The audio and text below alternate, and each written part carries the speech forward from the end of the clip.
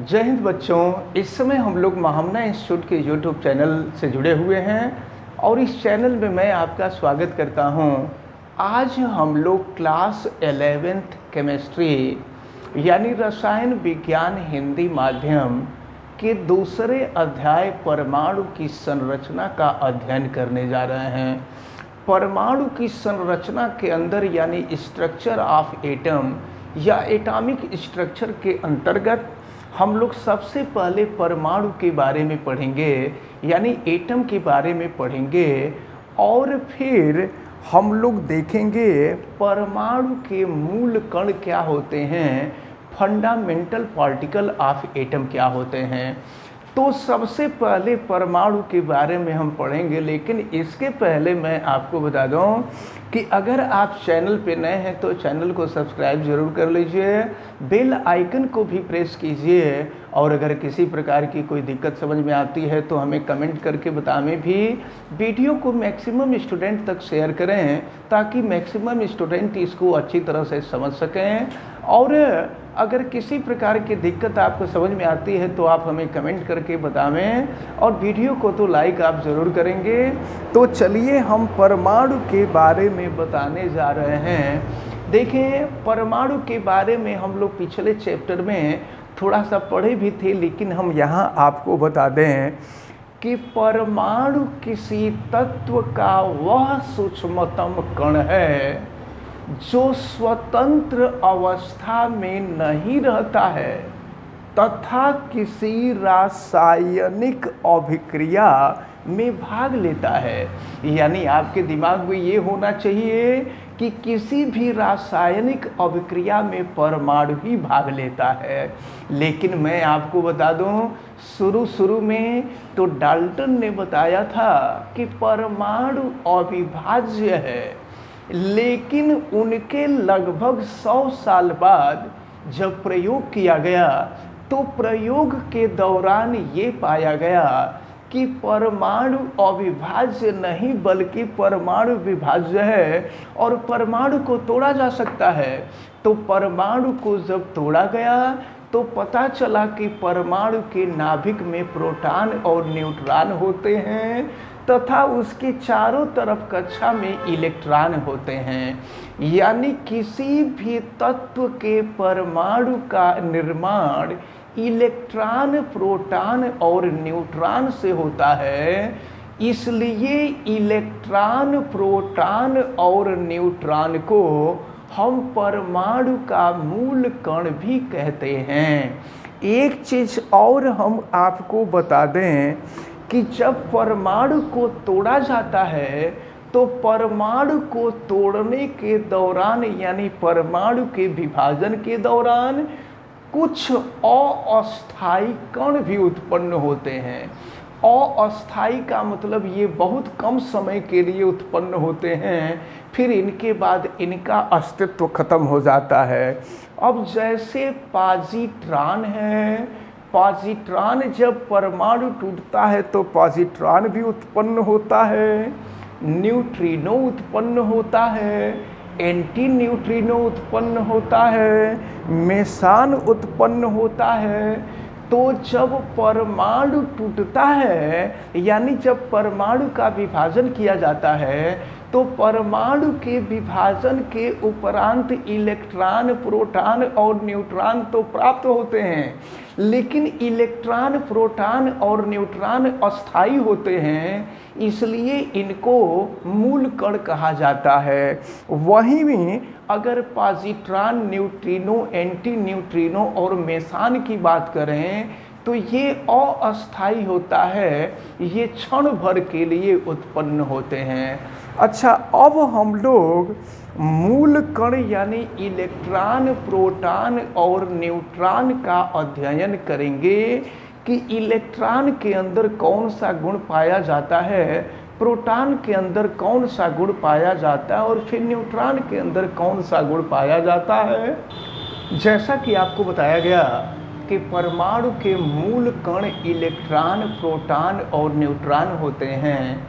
अब ज़रा इनके बारे में हम लोग संक्षिप्त में अध्ययन कर लें कि इलेक्ट्रॉन क्या है, प्रोटॉन क्या है, न्यूट्रॉन क्या है। डिटेल में चल के आगे हम लोग पढ़ेंगे, लेकिन यहाँ हम लोग संक्षिप्त में पढ़ें। देखें, इलेक्ट्रॉन की खोज सन 1897 ईस्वी में रसायनज्ञ जे.जे. थॉम्सन ने किया था। इलेक्ट्रॉन को स्मॉल ई अथवा -1 से प्रदर्शित किया जाता है और इलेक्ट्रॉन का द्रव्यमान AMU में, इलेक्ट्रॉनिक मास यूनिट में, AMU में 0.00055 AMU होता है और इसका आपेक्षिक द्रव्यमान 1/1837 होता है। अगर ग्राम में हम इसके द्रव्यमान को देखें तो इलेक्ट्रॉन का ग्राम में द्रव्यमान 9.1095 इंटू 10⁻⁻28 ग्राम होता है और इस पर इकाई ऋण आवेश होता है, एक ऋण आवेश होता है। अब इसके बाद हम देखते हैं प्रोटॉन के बारे में। तो देखें, प्रोटॉन की खोज सन 1919 ईस्वी में रसायनज्ञ लॉर्ड रदरफोर्ड ने किया था। लेकिन जानते हैं ये विवादित है, प्रोटॉन की जो खोज है, प्रोटॉन की खोज विवादित है।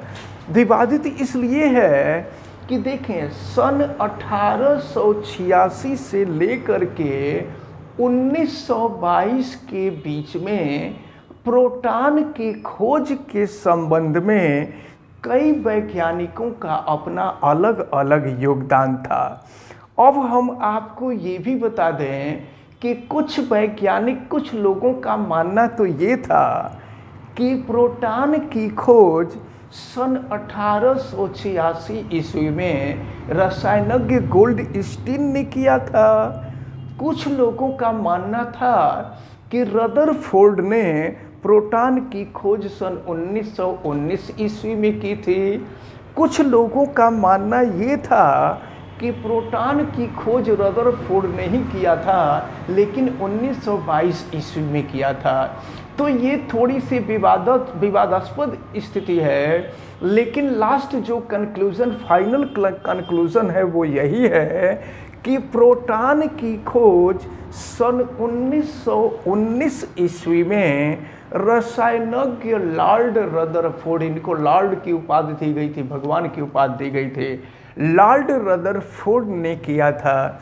देखें, प्रोटॉन को या तो हम स्मॉल p से प्रदर्शित करते हैं या 1h1 से प्रदर्शित करते हैं। AMU यानी इलेक्ट्रॉनिक मास, एटॉमिक मास यूनिट में इसका द्रव्यमान 1.00728 AMU के इक्वल होता है और अगर ग्राम में इसका द्रव्यमान देखें तो ग्राम में इसका द्रव्यमान 1.672 इंटू 10⁻⁻24 ग्राम के बराबर होता है और इसका आपेक्षिक द्रव्यमान 1 होता है, 1 होता है और इस पर इकाई धन आवेश होता है, एक धन आवेश होता है प्रोटॉन पर। अब इसके बाद अगर हम न्यूट्रॉन की बात करें तो देखें, अब न्यूट्रॉन की खोज, इलेक्ट्रॉन की खोज कैसे हुई, प्रोटॉन की खोज कैसे हुई, न्यूट्रॉन की खोज कैसे हुई, इसके बारे में डिटेल में बाद में देखेंगे। यहाँ हम लोग संक्षिप्त जानकारी ले रहे हैं। तो अब हम अगर न्यूट्रॉन की बात करें तो देखें, न्यूट्रॉन की खोज सन 1932 ईस्वी में रसायनज्ञ सर जेम्स चैडविक ने किया था और न्यूट्रॉन को या तो स्मॉल n से रिप्रेजेंट करते हैं या 0n1 से रिप्रेजेंट करते हैं। AMU एटॉमिक मास यूनिट में इसका द्रव्यमान 1.00867 AMU के बराबर होता है और अगर ग्राम में इसका द्रव्यमान देखें तो 1.6750 इंटू 10 का पावर -24 ग्राम होता है और इसका भी आपेक्षिक घनत्व आपेक्षिक द्रव्यमान 1 होता है और यह विद्युत उदासीन होता है, इस पर किसी प्रकार का कोई आवेश नहीं होता है। यानी इलेक्ट्रॉन पर ऋण आवेश, प्रोटॉन पर धन आवेश और न्यूट्रॉन पर कोई आवेश नहीं होता है।